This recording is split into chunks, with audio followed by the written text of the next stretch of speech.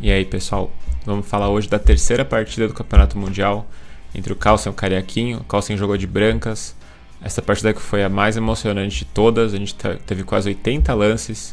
Foram quase 7 horas de partida. Eles começaram a jogar às 5 da tarde, horário do Brasil. Foram terminar a quase meia-noite. E acho que vai mostrar muito do que vai ser o match. O Carlsen conseguiu uma abertura meio equilibrada e teve chance de começar a pressionar um pouco. Aí aconteceu um milhão de coisas. Ontem eu assisti a partida quase que inteira. Eu vi as análises que os comentaristas fizeram, vi o que o computador estava dizendo também. Olhei a partida de novo hoje, tentei analisar. Ainda estou com muitas dúvidas, porque teve muitos momentos, desde a abertura, o meio jogo e o final, que os dois lados tinham muitas opções.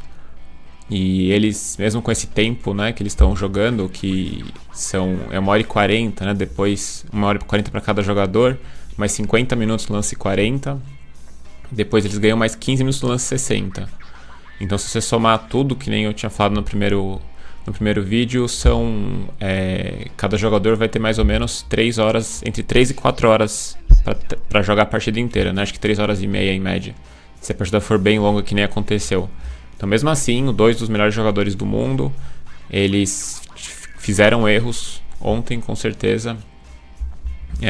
O Carlsen provou que ele consegue pressionar umas posições que parece que ia empatar já, né? Parece que ele estava tentando alguma coisinha, mas que não ia dar nada.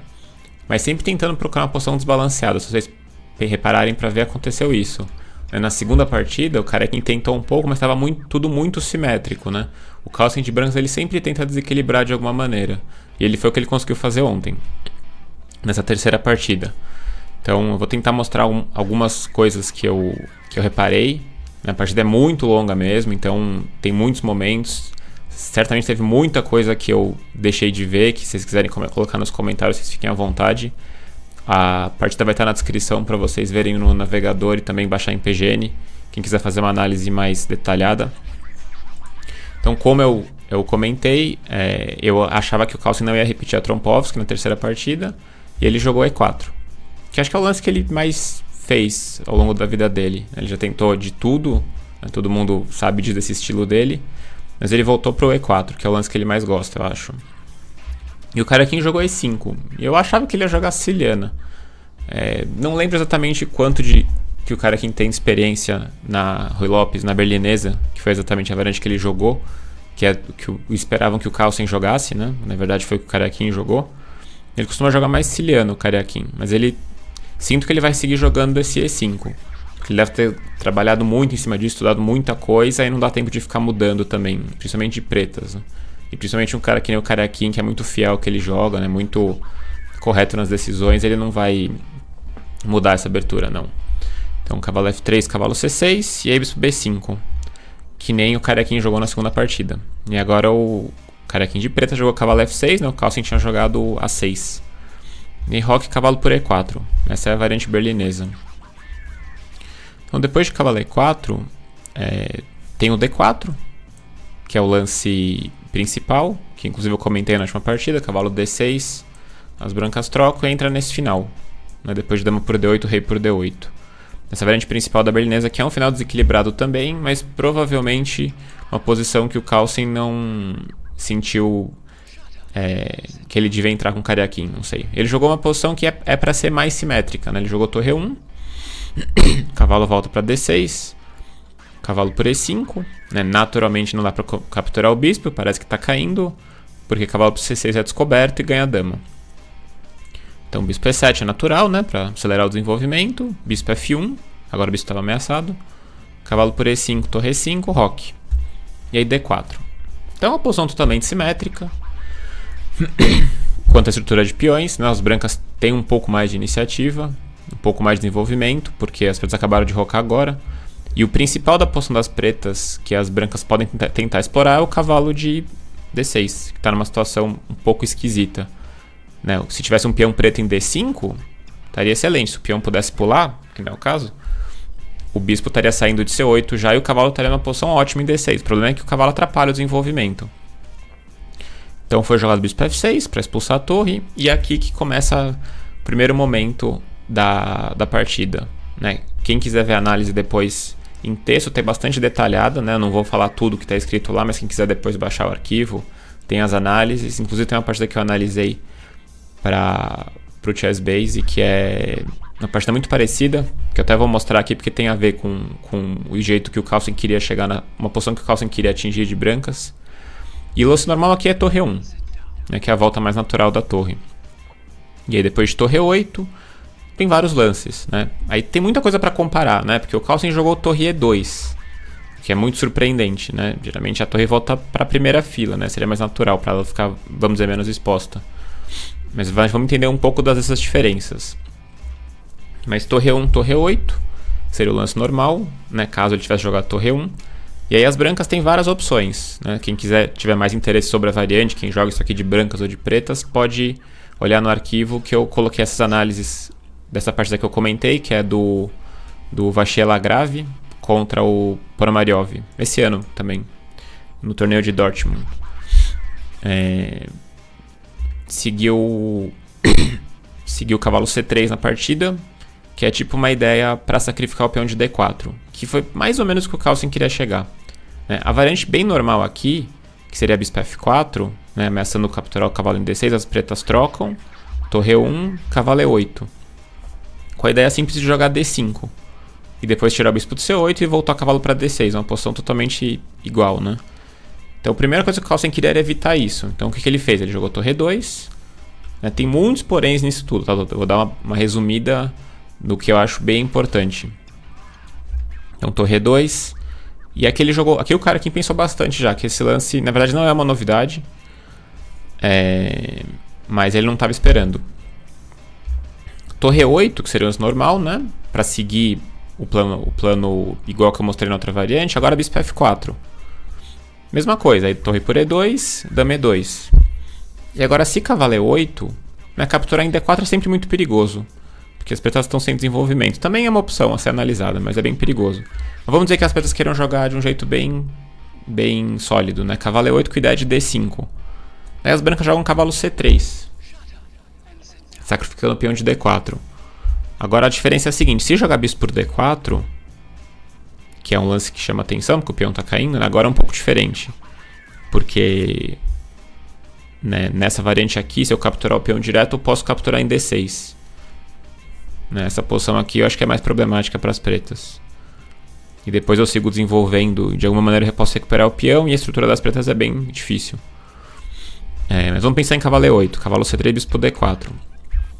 Agora a diferença é que torre 1, as pretas têm uns problemas muito sérios já.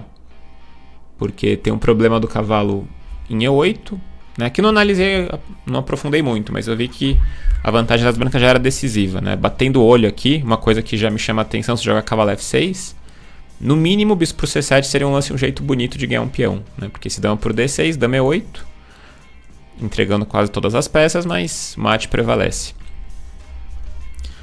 Então a diferença é o quê? Aqui torre 1 as brancas estão ganhas, já aparece, né? Quem quiser aprofundar também, para entender melhor. Mas bem que a gente não tem muita defesa para as pretas aqui, porque defender o cavalo de 8 parece bem difícil mesmo. Tem um cavalo entrando em D5 em algum momento, se conseguir defender de alguma maneira, né? Agora a diferença é a seguinte. Na posição que eu mostrei antes, se jogasse torre 1 em vez de torre 2, a posição que a gente chegaria seria... eu vou só comparar. Seria essa aqui, bispo D4. Aliás, na verdade, não seria exatamente essa. Seria essa aqui, cavalo E8, cavalo C3. Isso, bispo D4 aqui. A posição é a mesma quase. A única diferença é que a dama está em E2 em vez de estar em E1. Então quando a dama está em E2, torre 1 ganha aqui. Nessa posição aqui está confuso. As brancas têm iniciativa, mas as pretas se defendem. De novo, tem que aprofundar para entender melhor isso, mas... claro que seria muito melhor ter a torre vindo para E1, né? É engraçado comparar essa posição e a outra seria essa aqui, né? Então só por causa de uma posição da dama, a torre 1 já decide a partida. Então essa era uma das ideias na hora dele ter jogado esse torre 2. Aí o cara aqui jogou B6, que é um desenvolvimento aceitável, e aí ele jogou torre 1. Né? Até muita gente perguntou, nossa, mas o que ele fez? Ele soltou o mouse na casa errada, até perguntaram para ele na coletiva de imprensa isso. Por que ele tinha feito isso, né? A questão é a seguinte, ele fez os pretas jogarem B6 e agora ele jogou torre 1. Se jogar bispo B7, que seria o lance normal para B6, aí bispo F4. E não é tão fácil defender o cavalo de D6. Né? Se cavalo E8, acho que agora cavalo C3, estou desenvolvendo rápido, né? E as pretas não conseguiram chegar com torre E8 em tempo. Se torre E8 agora eu capturo em D6. Inclusive a partida que eu analisei, essa do Vachier Lagrave contra o Ponomariov, aconteceu essa estrutura, bispo por D6, C por D6. Não vou entrar nos méritos dessa partida aqui, que é um mundo à parte, mas quem quiser ver, tem todas as análises que eu fiz, essa análise que eu fiz está nesse arquivo que está na descrição do vídeo. Então depois de torre 1, torre 8 seria o lance normal, que foi o que o Karjakin fez, e agora bispo F4. A gente está seguindo a mesma variante, a única diferença é que as pretas ganharam um B6, só que o B6, a ideia geral que eu tenho é que é mais problema do que vantagem para as pretas. Porque a posição que as pretas querem chegar seria essa, vamos pensar, cavalo E8, que era o lance possível, inclusive. Mas vamos dizer que as brancas joguem um lance do tipo C3 mesmo. Vamos dizer D5, vamos fingir que acontecesse isso, que tem alguns poréns aí. Mas isso aqui é sempre um pouco problemático. Sempre. E o Carlsen gosta desse tipo de pequena vantagem, né? Se vai jogar D5, o ideal era que tivesse o peão em C6 e outro peão em B7, para ficar uma cadeia de peões bem harmônica. O peão em B6 já enfraquece algumas casas. E no final, de alguma maneira, incomodou esse B6 também. Então ele queria jogar a mesma variante normal, só que forçando um lance tipo B6, que enfraquece lá da dama, e em vários finais esse peão era melhor que tivesse em C6. Se você pegava a estrutura das brancas, B3 aqui seria um lance esquisito, né? Sem nenhuma utilidade, só enfraquece o peão do C3. Para comparar, né? Então uma das ideias do Carlsen acho que foi essa. Então esse é o primeiro estágio, o que ele queria com a abertura. E ele conseguiu, ele fez o Karjakin jogar o B6. Né? Claro que ele não caiu naquele golpe que eu mostrei, né? De levar aquele torre 1, né? Aceitar o sacrifício do peão. E essa posição, né, já existiu, na verdade. Voltando um pouco, depois de torre 1, o Kazin-Dzhanov jogou isso. O Kazin-Dzhanov é um jogador muito forte, ele já foi campeão mundial. Ele ganhou a Copa do Mundo da FIDE, na verdade. No começo dos anos 2000, não lembro que ano que foi agora, 2004 talvez, 2003, não sei agora. Um jogador muito forte, ele jogou essa posição também em 2016 esse ano. E jogaram um cavalo B7 com ele, para jogar D5 e trazer o cavalo para D6. Mas eu também citei essa partida na análise e o branco acabou ficando um pouco melhor também.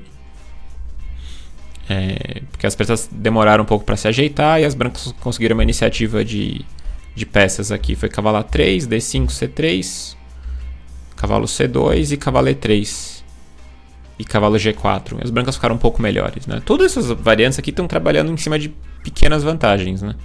Então muito mais que isso também eles não querem conseguir.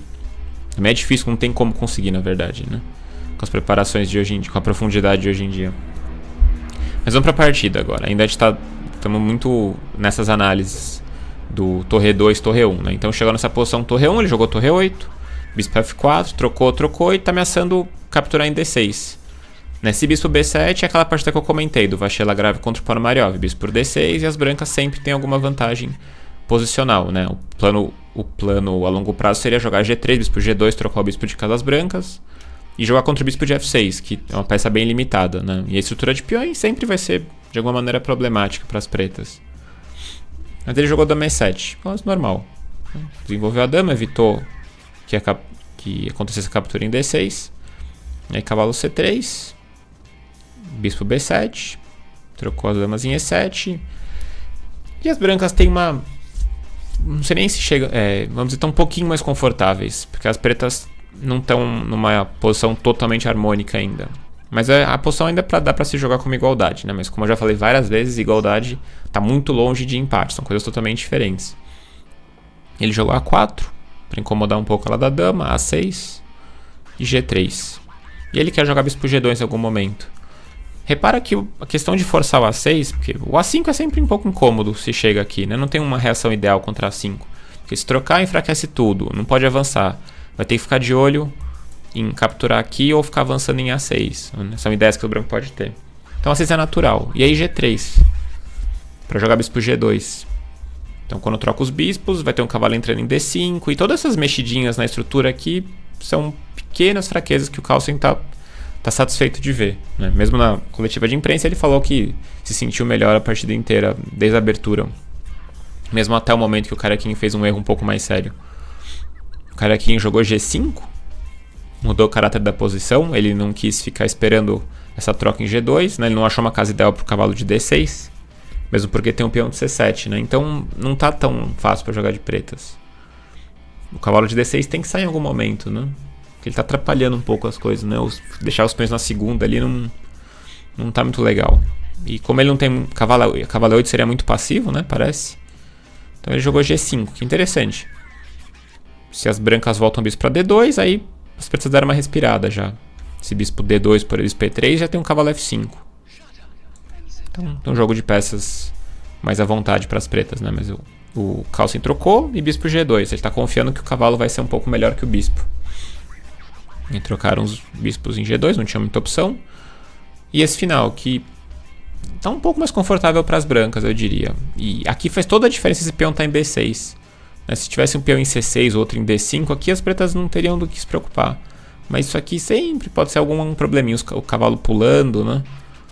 E as brancas estão com uma estrutura muito mais certinha, né? Não tem nenhuma fraqueza criada. E esses peões aqui nas casas pretas sempre limitam o bispo. Né? Posso jogar C3 um dia aqui para reforçar bastante uma barreirinha de peões nas casas pretas, vamos dizer, para limitar o bispo de D6, né? Se fosse um bispo de casas brancas, era diferente, né? As pretas estariam mais à vontade. Ele jogou F5, ganhar um pouco de espaço, trazer o rei para F7 também. F5, rei F7, cavalo E3.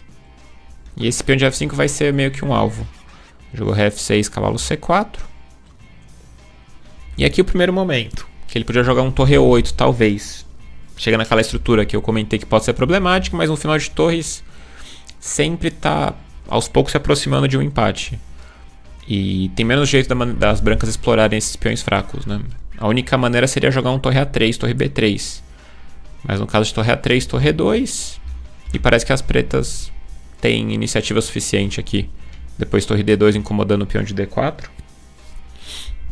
Tem cara que as pretas não vão ter problemas para se defender. Mas acho que ele ia capturar em D6 e jogar rei F1. E aí acho que torre E4 é interessante para forçar o C3. Para a torre não ter tanta liberdade na terceira fileira. E aí um lance como D5 para, enfim, avançar esse peão e depois ter o torre 6 aqui para defender a terceira fila. Acho que é suficiente para as pretas não perderem também. Não terem nenhum tipo de problema. Mas é uma ideia só, né? Claro que as brancas poderiam jogar de novo, não era obrigado a capturar o bispo também. Mas ele quis voltar o bispo. Torre 1. E aqui o próprio Carequinho falou que D5 era um lance bom aqui.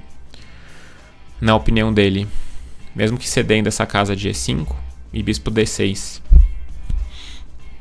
E em algum momento eu posso capturar esse cavalo mesmo em E5. No momento oportuno, né? Não precisa ser agora. Mas nesse caso F4, que foi mais ou menos o que ele fez, as pretas podem trocar e torre G8. Em algum momento agora realmente eu posso trocar em E5 e tentar entrar com a minha torre em G4, não sei, depende do que o branco faria, né? Tipo, se rei F3 eu posso capturar, não sou obrigado também, mas eu posso capturar e C6. E não vejo como as brancas criarem qualquer tipo de jogo aqui. Tá bonito, né? Tá com a torre melhor colocada, mas acho muito difícil, né? Não tem coluna para as brancas entrarem. A torre tá bonita em E5, mas não tem nenhuma entrada na coluna E. E a coluna de G tá controlada pela torre de G8. Acho que era uma opção mesmo. Ele comentou essa variante. Ele jogou torre D8. Ele disse que depois de F4 ele já sentiu que tinha problemas aqui. Trocou. Esse peão de F5 vai dar uns problemas, como a gente vai ver depois, né? Porque se D5 agora, eu não tinha entendido. Porque ele falou desse D5, eu falei, por que ele não jogou agora então, né? Parece tão parecido, né? Cavalo D5, bispo D6. Eu achei que era a mesma coisa. Mas daí analisando hoje com mais calma, eu vi que esse lance aqui pode ser chato. Porque eu tenho a torre H3 passando agora, né? E na outra variante eu não tinha, porque a torre já saía de A8, já ia direto para G8. Aqui a torre perdeu um tempo em D8. E ela vai ter que ir para G8, né? Vai fazer o que em D8? E essa posição aqui parece um pouco incômoda já, por causa de torre H3. Né? Se capturar em E5, acho que eu posso até comer com o peão de D. Depois torre H3, torre H6 tá vindo e já tá um pouco estranho, parece, para as pretas, né? Porque essa iniciativa aqui é muito incômoda. Torre H3 e quando torre G4, primeiro que vai ter que resolver o peão de H, né? Eu vou ter o rei F3 subindo aqui. Tipo rei E6, torre H3. Já não teria tanta certeza se as pretas não estão com problemas aqui. Esse peão passado protegido é muito forte nos finais de torres. Então ele jogou... Esse torre D8, na verdade, ele jogou, acho que pra jogar B5 mesmo. Que foi o que ele fez, pra expulsar o cavalo. Sempre meio incômodo esse cavalo, né? As brancas querem jogar agora F3, né? E o legal do F4 é que ele... Vamos voltar um pouco aqui, né? Ele ajuda a controlar um pouco algumas casas. Então ele não jogaria F3 direto porque tá levando um G4 também, né? Então ele quer jogar F4 pra ir avançando aos poucos. Ele quer jogar F3 agora, ele vai ter flexibilidade pra jogar torre G1. As brancas estão com mais espaço, peões mais pra frente. E o cavalo é bom nessas posições, assim. Que ele pode ficar pulando, né? A posição tem muitos peões, tem muitas bases, né, pro cavalo. E não é uma posição que chega a ser aberta, né? Vamos dizer semi-aberta seria.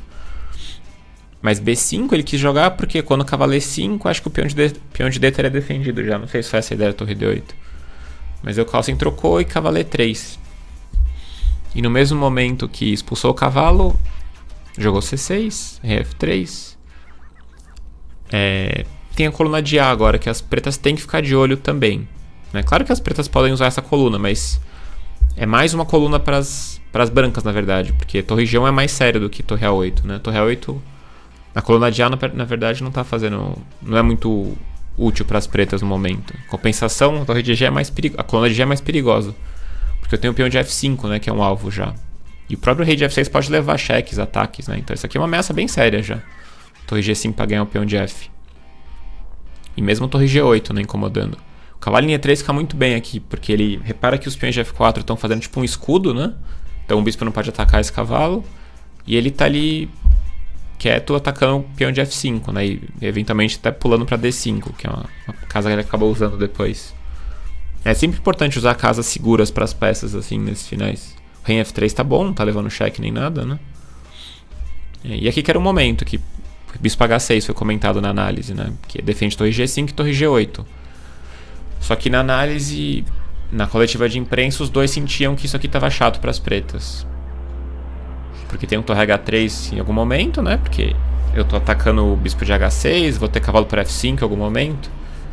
E torre A2 eu posso jogar B3 sempre, que meio que neutraliza tudo.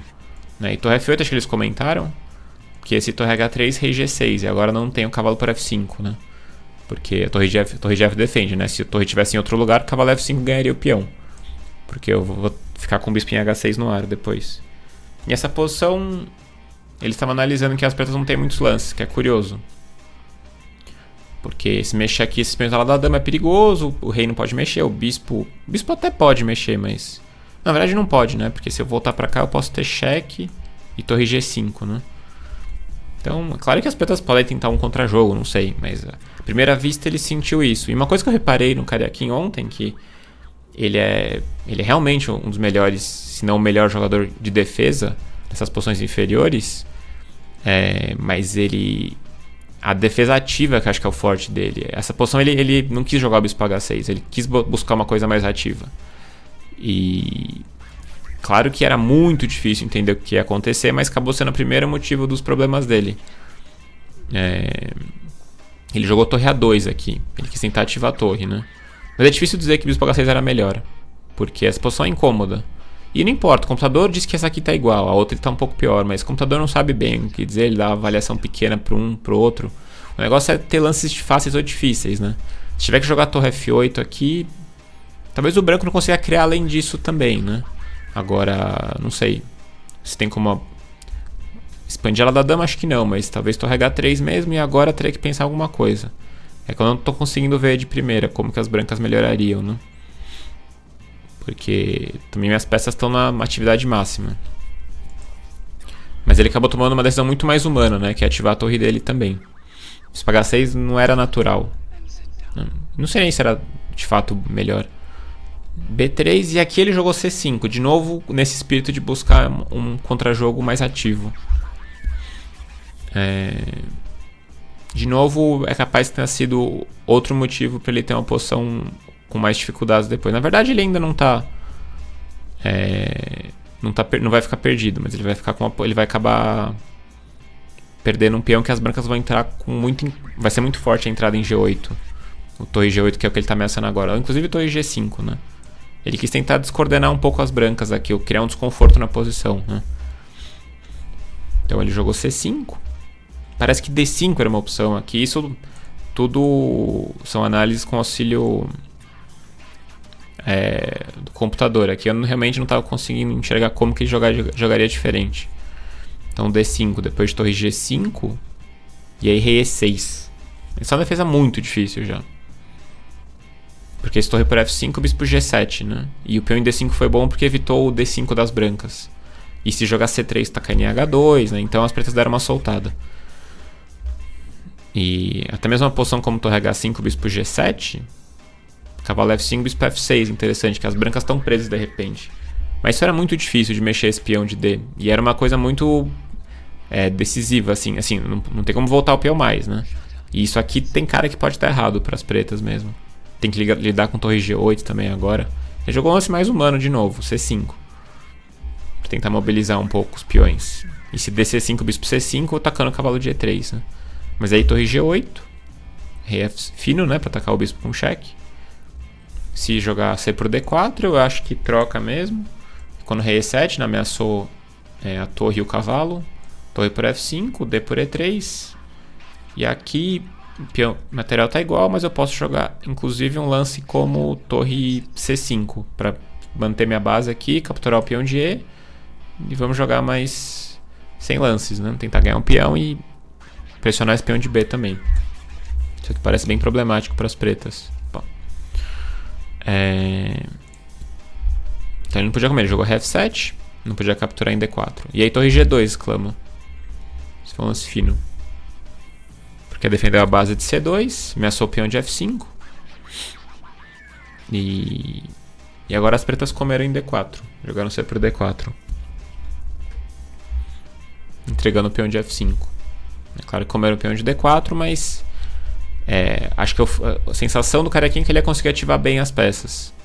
Com isso, o bispo, né? A torre, mas não conseguiu criar algum alvo direto, né? O que acabou acontecendo é que o peão de D4 ficou bem fraco agora também.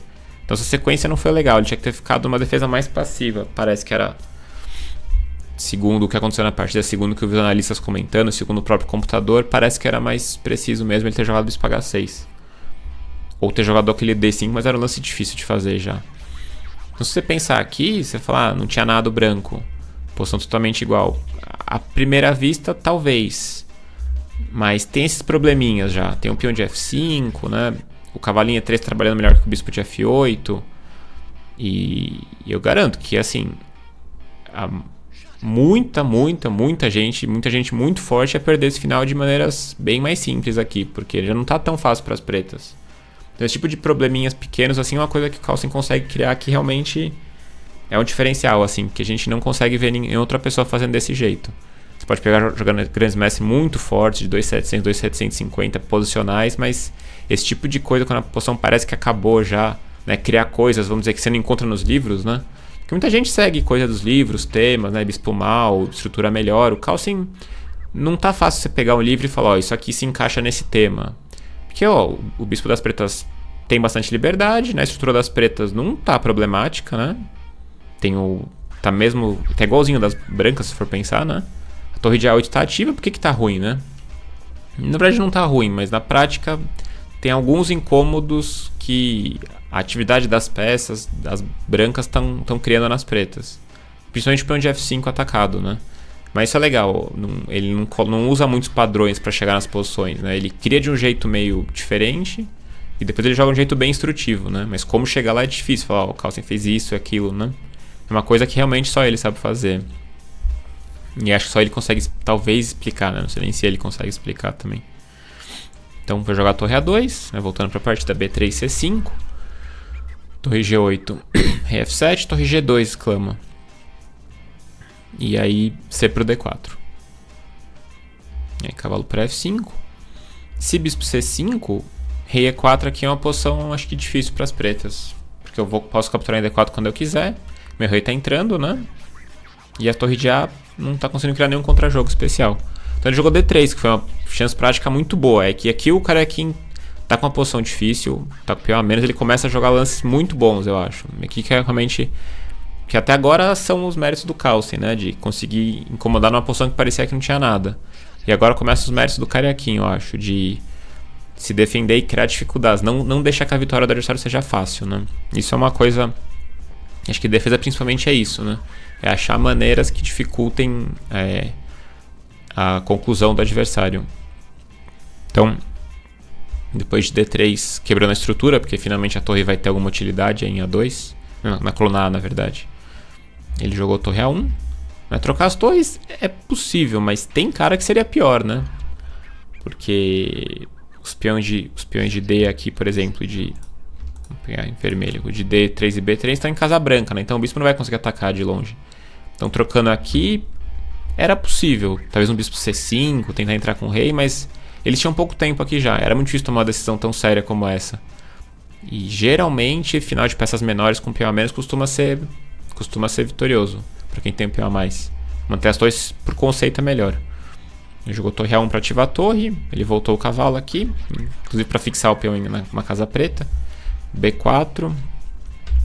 Ativou a torre com torre G5. E aqui tinha muitas opções, né? Torre H1, torre F1, torre D1, torre B1. Difícil dizer, né? O cara aqui jogou mais natural. Que acho que atacar o peão de B3. Para ter um bispo G7 em algum momento. Né? Incomodando o cavalo de D4. E se eu capturar o peão de B3, esse peão de B4... de repente é bem forte, né? Ele jogou torre F5, que foi uma ideia muito fina, porque rei E8, torre B5. O que ele queria aqui, se bispo G7 agora, que parece bom, né? Porque se capturar em B4, eu capturo aqui e come em B3. E aí 3 contra 2, tudo mais ou menos na mesma ala, as pretas têm boa chance de empatar, parece. Mas contra esse, cheque exclama aqui, porque se rei E7 eu dou um duplo, depois eu capturo o bispo aqui, e... fico com 2 peões a mais, né? Mas eu vou ganhar um final sem dificuldades. E se torre B8 cheque eu jogar rei F7, agora esse aqui mesmo, torre B4. E quando captura em D4, eu capturo aqui. E agora o peão de D7 ficou no ar. Por quê? Eu joguei o cheque primeiro, fiz o rei para F7. Então, por isso que ele jogou torre B5. Aí ele jogou torre F1, rei E4, torre E1. Fez o rei subir, o que é bem perigoso. Parece que as brancas poderiam ter quase um ataque de mate aqui. Mas ele queria de algum jeito incomodar. Você vê que a defesa do Cariaquinho, encontrar os lances que nem ele é muito difícil. Mas dá pra tentar encontrar um pouco o que ele tenta fazer, né? Que é sempre tentar dificultar ao máximo, né? A defesa, a primeira coisa que a gente pensa na defesa é se defender as peças, defender as ameaças. Mas não é isso. A defesa, além disso, é criar ameaças também para dificultar o ataque do adversário, né? São ameaças, claro, quando você está numa postura defensiva, você vai criar ameaças menos graves geralmente, né? Porque você vai ter um peão a menos, um material a menos. Mas sempre isso, é contra-ataque. Muitas vezes a defesa é contra-ataque mesmo. E dá pra reparar no Cariaquinho, ele olhando tipo um match assim, que todo mundo tá vendo as partidas, analisando, vendo com mais calma, começa a reparar uns detalhes da personalidade, assim, ou do tipo, uma coisa mais específica, vamos dizer, do jogo da pessoa, né? Que nem esse tipo de defesa que o Cariaquinho tá fazendo. Então depois de torre D1, ele jogou torre E5 cheque, o Carlsen. Tinha um torre B8 que era interessante também, mas ele jogou torre E5, rei F7, torre D5 para atacar o peão de D, né? O Carlsen comentou na coletiva que ele queria comer o peão de D7 para tentar criar algum tipo de ataque contra o rei, né? Com a torre, o cavalo e o rei subindo, né? E o peão de F talvez. Era possível rei E7 defender o peão e depois trazer o bispo para G7. Mas ele quis simplificar aqui, torre D3, torre D7, rei E8, torre D5 voltou. E todos esses finais são extremamente difíceis de avaliar com certeza se tá ganho, não tá perdido, não tá. Na verdade, ganho não tá, né? Também não tá empatado. Tá no meio aí entre o ganho e o empatado, né? Tá numa coisa que às vezes vai ganhar, às vezes vai empatar.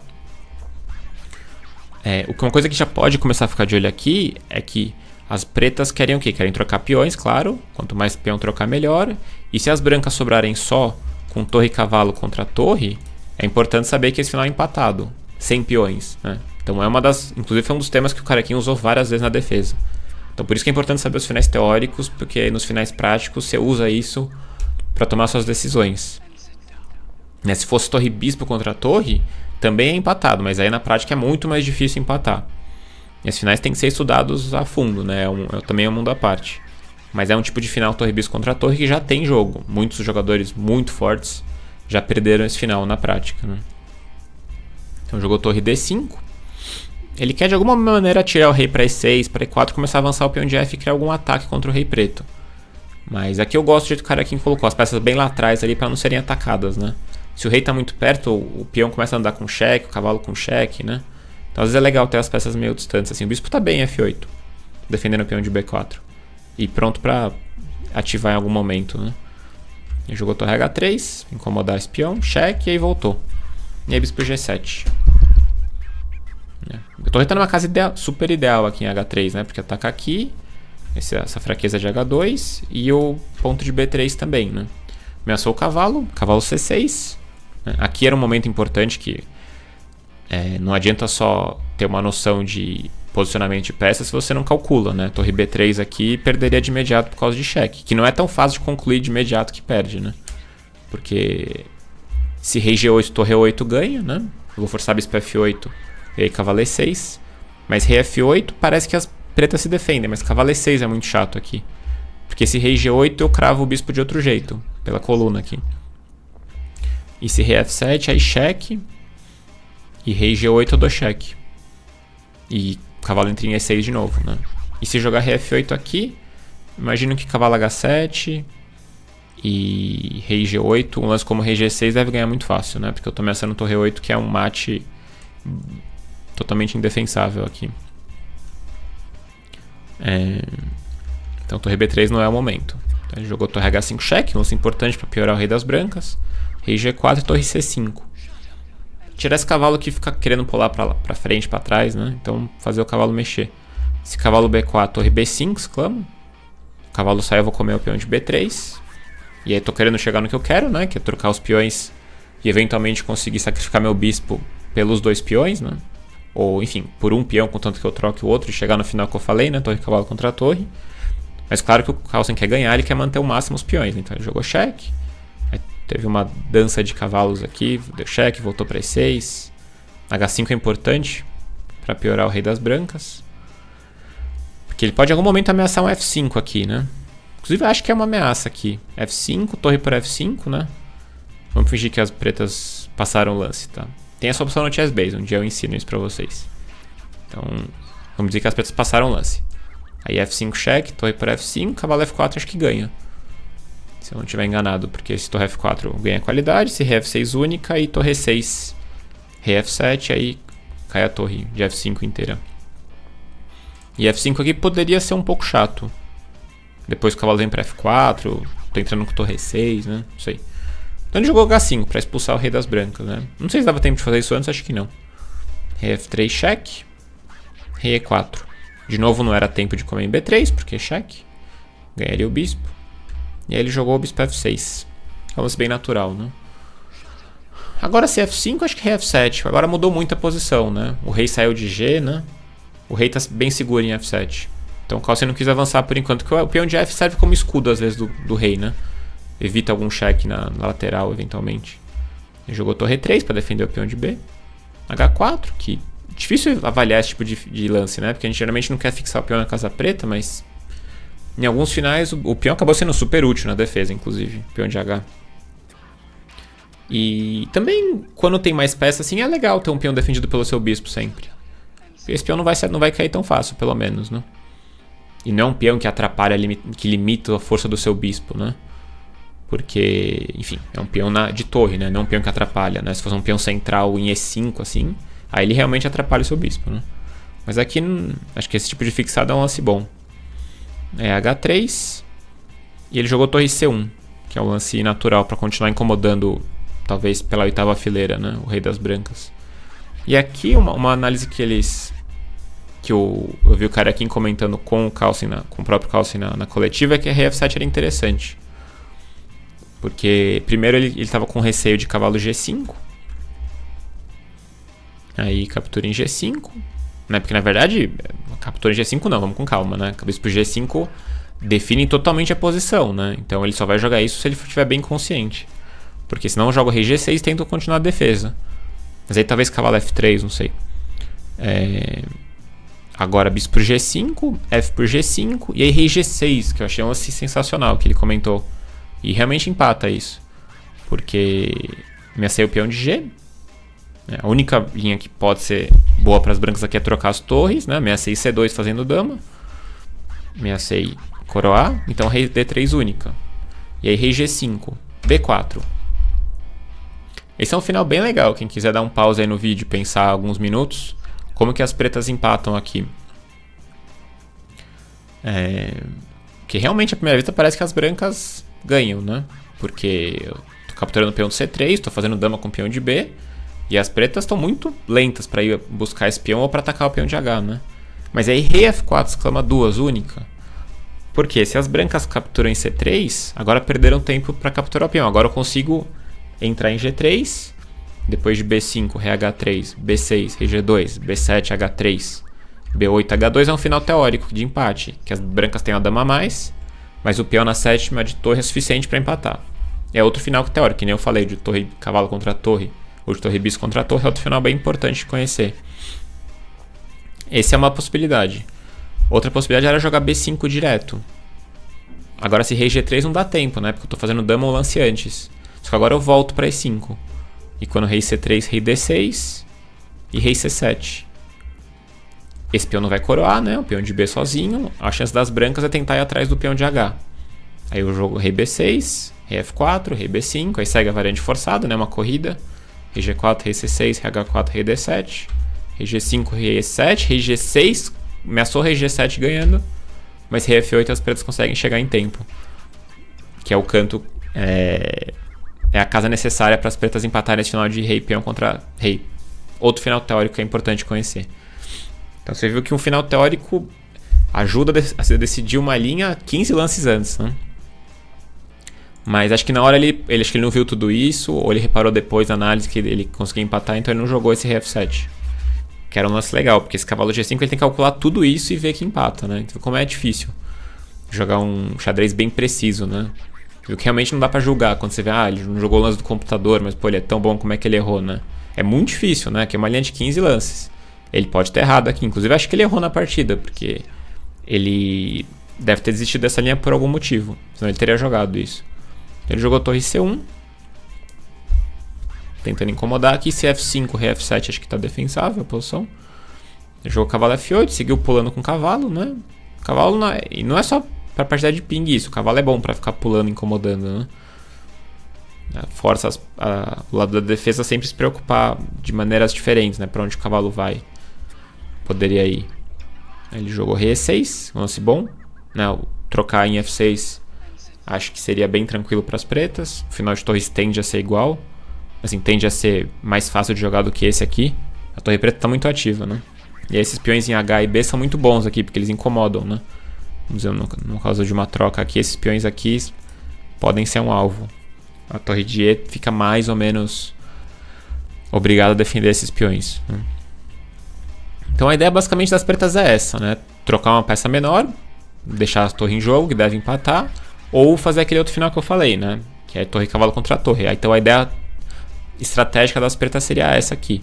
E das brancas tentar avançar o peão de F junto com o cavalo e com o rei, tentar criar temas de ataque. Mas tá difícil, né? O cara aqui tá se defendendo muito bem. Então ele jogou cavalo B6. Ele achou uma casa boa em C4, de onde ele tá firme, não precisa de defesa, né? Tem um peão de B3. E aí de alguma maneira ele pode tentar criar algum ataque no rei das pretas, né? E cavalo D5 é outro tipo de ideia também. Porque ataca o bispo e apoia F5 de alguma maneira, né? Porque tem... E ataca o peão de B4, na verdade. Que é importante. Aí torre D1, que é um lance importante para evitar esse lance. F5, cheque, rei F7. Nunca é tarde para pendurar uma peça, né? Cavalo D5, torre D4. Seria bastante infeliz pro Carlsen perder essa partida, porque o rei vai ter que ir para trás. Daí cai o cavalo. Naturalmente ele jamais faria isso. Ele jogou rei cavalo C4, depois de F7. Torre D4, rei F3. E o F5 eu falei assim, é claro que ele vai ter que progredir em algum momento, mas o F5 ele não é... O lado negativo do F5 é que ele entrega umas casas brancas, umas casas pretas, né? O que eu quero dizer, né? Que o bispo ganha mais ação aqui, ganha mais casas, vamos dizer, mais diagonais, né? Porque se o peão tivesse em F4, o bispo estaria mais limitado aqui. Agora ele já ganhou o bispo G5. Atacou a torre, torre E4, torre D3, rei G4. Não posso capturar o peão de B3. Tá caindo o bispo aqui. Torre G3, rei H5. E aqui o negócio tá ficando bem emocionante, porque aqui já passou do lance 60, né? Estamos no lance 64 já. Os dois já ganharam todos os acréscimos que tinham que ganhar, né? O Carequinha acho que tinha uns 10 minutos aqui, o Carlsen uns 20, mais ou menos. Estavam só jogando esse tempo, né? Que eles tinham mais o acréscimo de 30 segundos por lance. Ele jogou Bispo E7, que na verdade foi baseado numa ideia que ele tinha calculado errado lá na frente. Ele teve que assumir uma posição muito passiva por causa disso. Não é um lance bom na verdade, mas que é um lance que permite muita coisa. A gente vai ver o que já. Mas é que ele tinha baseado numa ideia tática, que na verdade funciona. Uma ideia estratégica, era entrar naquele final que eu comentei, de torre cavalo contra torre, que a gente vai ver. Só que taticamente falha, porque o Carlsen teria um intermediário que ele não viu. Então aqui um lance legal era tipo rei F8 para sair dos cheques do cavalo. Mas eu estaria com bastante medo aqui de pretas, porque o cavalo tá entrando, né? Ele finalmente conseguiu encontrar uma formação que o rei tá indo para trás, o rei das pretas, né? E o rei tá quase entrando em G6. Ainda não dá porque eu vou ter um descoberto de bispo e o rei vai ter que voltar. Mas tá por um fio aqui a posição, parece. Ele jogou bispo E7, rei cavalo E5, rei F6, cavalo G4. A ideia dele era jogar rei por F5. Essa foi a primeira falha tática dele nesse final.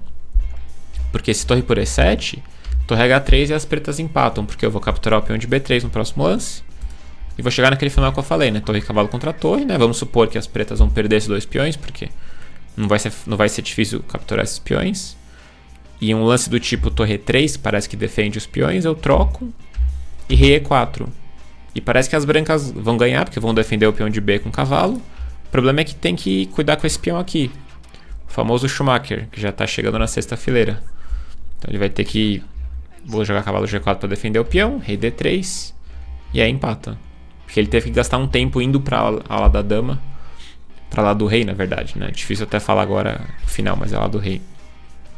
Por causa do peão de H. Então rei F5 parecia que empata, mesmo entregando o bispo de E7. O problema é cheque. E ele percebeu em tempo, isso foi muito legal. Então a gente às vezes joga uma linha com uma ideia na cabeça, mas é sempre bom revisar depois. Porque às vezes a gente pode deixar de passar alguma coisa, né? Acontece isso. Acontece muitas vezes, inclusive é bem frequente isso. Então ele revisou a linha mais uma vez, ele viu que as brancas têm torre E5 cheque, que é um lance muito fino, né? Só pra voltar na variante, que eu passei meio rápido aqui, né? Então se torre E7 direto, torre por H3 e não tem como defender o peão de H. De B, aliás, né? De B3. Então, a diferença é que se jogar torre E5 aqui, e se jogar torre F7 cheque agora, rei E6, por exemplo. E não tem nada, né? Só que torre E5 cheque primeiro, né? Depois de rei F5, torre E5. Opa, torre E5 aqui. Rei F4, torre E7, torre H3, torre F7 ganha agora. Porque esse rei E4 leva um duplo, que é bem triste. E vai cair a torre. E se tiver que entrar na frente da torre em G3 aqui, vai dar errado, né? Porque as brancas vão ter tempo de se organizar. Então ele tem que jogar rei F7, que é triste, mas exclama, porque é um lance que não desiste ainda. E aí torre E6, e é isso que o Carlsen queria, montar um mecanismo de ataque com cavalo, torre e peão, que foi o que eu falei antes, né? E aí o Carequinha comeu em H3, que é importante passar o peão de H. Cavalo E5, rei G7 exclama. Porque entrega o bispo de E7, né? As brancas vão capturar o bispo, rei F6. E agora exclama porque é a melhor defesa, tá? Aqui na verdade as brancas já estão ganhas, segundo as análises do computador. E na prática era muito difícil arrematar do jeito que o Carlsen devia ter feito para ganhar. Então é o que eu sempre falo. Sempre falo em todos os vídeos. É muito fácil jogar. Falar, pô, como é que o Carlsen não ganhou? Tinha 2 pontos de vantagem. Porque ele é humano e porque ele tinha 10, 15 minutos no relógio. Simples assim, né? Ele é o cara que menos vai errar. Ele e outros melhores caras do mundo são os caras que menos vão errar, mas eles vão errar. Porque o computador cria um padrão que é inalcançável por qualquer ser humano. Basicamente é isso. O padrão de precisão que o computador exige, né, o que vamos dizer, um espectador exige assistindo o computador, é impossível. Nenhum ser humano nem chegou perto disso. Né? Estima-se que a força desses melhores softwares é 3.300, 3.400. O Carlsen, que é o melhor, não tem nem 2.900 ainda, né? Então, eu acho por isso que é muito legal apreciar o que eles fizeram, porque essas imprecisões, deixou escapar, nossa, como é que ele não ganhou, faz parte, porque se não tivesse esses computadores, ninguém nem ia perceber que eles erraram tanto. Se bota essa partida 30 anos atrás, podiam achar que foi praticamente isenta de erros, né? Algumas coisas daria pra analisar, mas a maioria das coisas não, né? Então a gente tem que lembrar que a gente é humano antes de qualquer coisa, e esses caras também são, né? Então aqui ele jogou cavalo C6. E aqui foi a primeira imprecisão do Carlsen em toda essa sequência, né? Porque ele jogou muito bem até agora. Torre 8 aqui era um lance mais preciso, porque depois que as pretas capturam em F5, esse peão é importante, cavalo C6. E agora não posso capturar em B3 porque tem um cavalo D4 duplo, né? Sinceramente, eu ainda acho que tem dificuldades práticas para as pretas, para as brancas ganharem. Porque mesmo que eu tô sustentando o peão de B3, né? Se eu jogar um lance do tipo... Isso aqui eu analisei ontem. Eu vi as análises do computador, inclusive dos comentaristas. Mas ainda não parece totalmente claro pra mim, porque as brancas têm como é o peão de H, tem que ficar de olho no peão de B. Se eu jogar um lance do tipo rei F6, vamos dizer, né? Que aí provavelmente cavalo D4, torre D3 e torre E4 estabiliza. Até esse final eu tinha algumas dúvidas, mas aqui acho que ganha, porque eu vou capturar o peão de H. Na verdade aqui eu tenho H3, né? Inclusive, que eu tinha esquecido. Esse peão na verdade teria que ter sumido já, né? Não, aqui as brancas não vão ganhar, né? Não, aqui não vão ganhar. Então cavalo C6, rei F6. Realmente não é fácil dizer como é que as brancas ganham aqui. Talvez torre F8 cheque pra piorar o rei primeiro. Mas aí também não, né? Esse cavalo D4, torre D3. Torre E6 primeiro também não tá ajudando em nada. Não sei. Então realmente, assim, as análises foram que eu vi, mas eu acho que na prática pode ainda estar empatado eventualmente, não sei. Teria que mostrar um plano aqui para as brancas ganharem. Muitas vezes o computador dá uma vantagem de 2 pontos, assim, e às vezes não tá ganho, porque às vezes ele não consegue progredir além disso.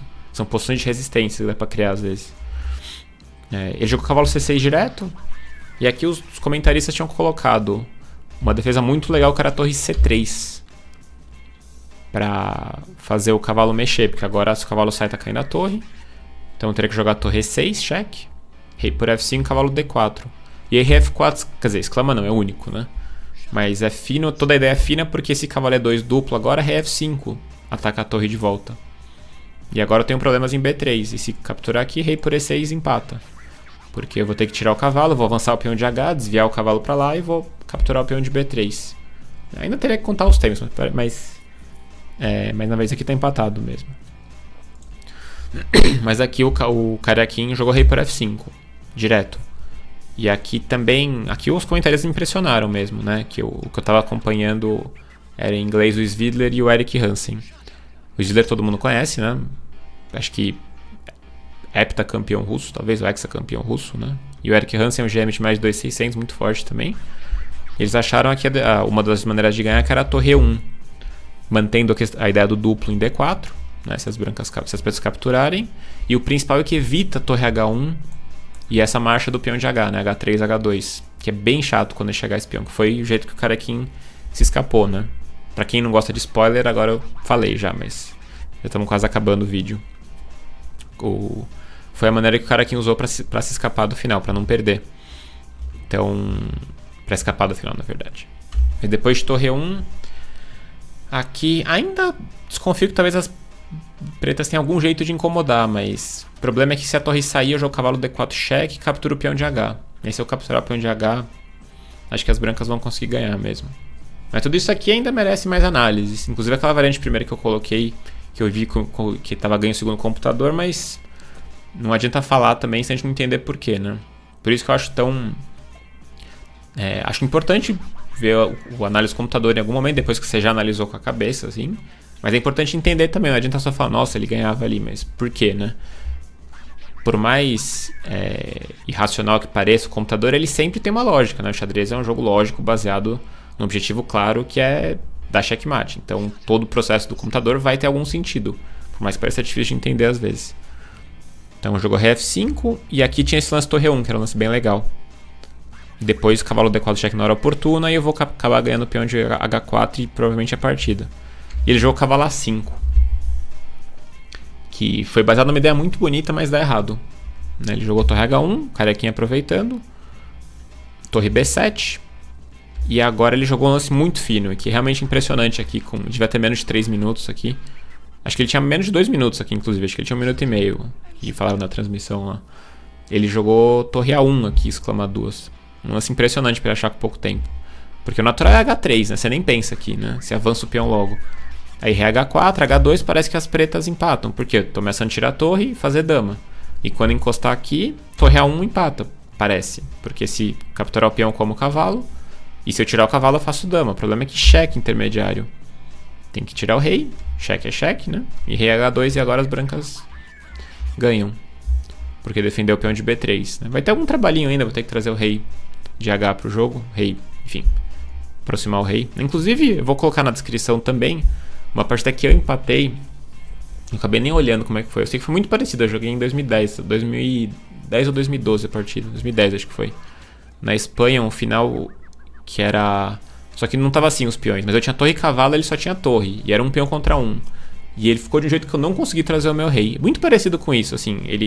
Eu tinha um peão aqui, na ala da dama. Eu tinha um cavalo defendendo. E minha torre aqui. Só que eu tava muito passivo defendendo. Meu rei não conseguia passar pra defesa. E empatou esse final. E foi uma defesa muito legal do meu adversário. Eu vou colocar depois o link, vocês olhem esse final. Contra um jogador espanhol. Então cavalo A5, torre H1, torre B7. E aí torre A1, exclamaduas. Ameaçou o cavalo de novo. Ameaçou H3, H2. E a diferença é que quando dá cheque agora, rei F4. Você fala, pô, mas defendi o cavalo. Posso comer o peão, mas brancas estão ganhas aqui, né? Quase, né? O problema é que tá levando mate em 1. Então nunca é tarde pra pendurar uma peça ou levar mate. Seria uma coisa bastante decepcionante pro Carlsen se isso acontecesse também. Então aqui ele usou uma ideia muito bonita, né? Ele usou uma ideia de mate, porque senão rei H4 ganharia aqui, né? Para as brancas. Então ele achou esse recurso, que é muito difícil de fazer isso com pouco tempo. Então ele jogou cheque lá, ele entregou o peão de B4 com cheque, mas naturalmente agora o rei entra aqui e aí ele começa a apoiar o peão de H. E o cavalo é uma peça que, em muitos finais, ele é uma peça ruim porque ele é uma peça muito lenta, né? Assim como o cavalo e o bispo, eles têm atribuições diferentes, características diferentes. Às vezes uma peça é boa, às vezes a outra é melhor. E nesse caso o cavalo é uma peça muito ruim porque ele não consegue chegar na defesa, né? Não consegue ajudar a parar esse peão. E se capturar o peão de H4, na verdade aqui perde de novo, né? Mas claro que não faria isso. Perde de novo porque vou ter que tirar o rei e ainda perde a torre. Mas vamos dizer que ele jogasse cheque, que nem ele fez. Rei F2. E se eu capturar o peão agora, aí cheque. E eu vou encostar o rei aqui e é um empate bem tranquilo, né? Na verdade é um empate tranquilo porque o rei das pretas está perto. Se as brancas pudessem jogar B4 e encostar o rei antes aqui, as brancas ganhariam, mas o rei das pretas está muito próximo, né? Vamos pensar no final desse. Rei C3 ameacei o peão. B4 mais ou menos única. Torre B5 e vou capturar o peão e secar a posição, né? Final totalmente empatado. Então rei F2 ele trouxe o cavalo. Tirar o cavalo do ataque, só que agora H3 e ninguém vai conseguir parar esse peão. H2 é muito forte. Mesmo porque ele já está apoiado pela torre aqui na 8ª fileira.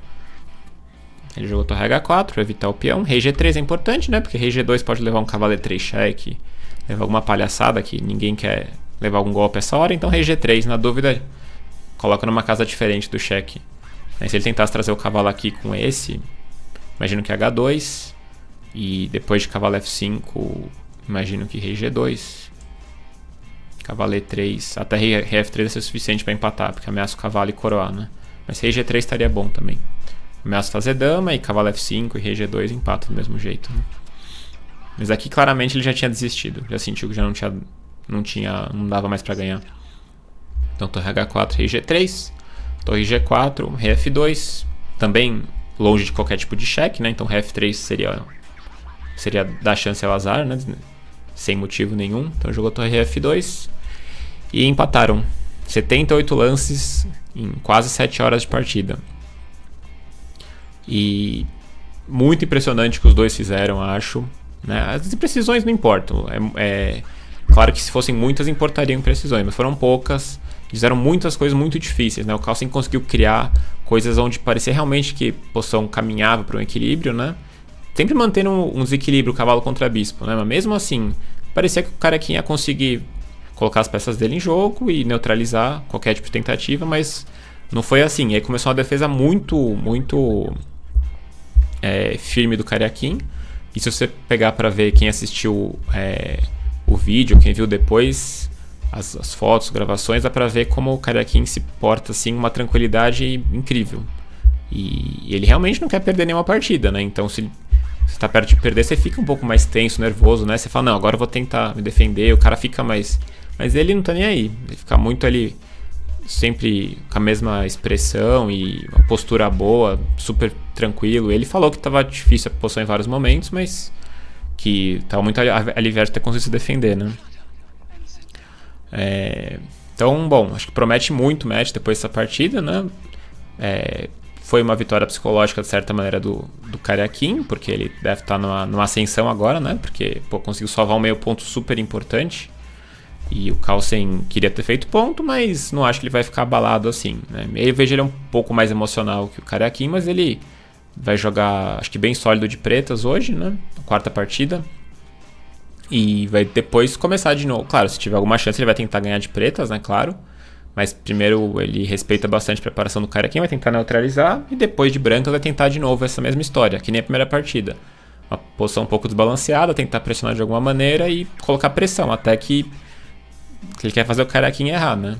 Mas é óbvio que o Cariaquim de brancas é muito perigoso também e pode acontecer qualquer coisa nessa quarta partida. Vamos ver se ele vai conseguir usar essa vantagem psicológica para ele e criar mais problemas do que ele criou na segunda partida, que foi relativamente tranquila pro Carlsen. Então é isso, pessoal. Não se esqueçam de se inscrever no canal, que tem muita análise ainda. A gente está na terceira partida, serão 12, a não ser que alguém consiga ganhar um match antes, que eu acho que do jeito que tá vai ser difícil alguém abrir 2 pontos de diferença até a 11ª partida, né? E curtam se vocês gostaram da análise, comentem sobre a partida, que tem muita coisa para ser comentada, muitos poréns acham todas essas análises. E é isso, então vamos assistir a quarta partida aí e valeu, pessoal, até a próxima.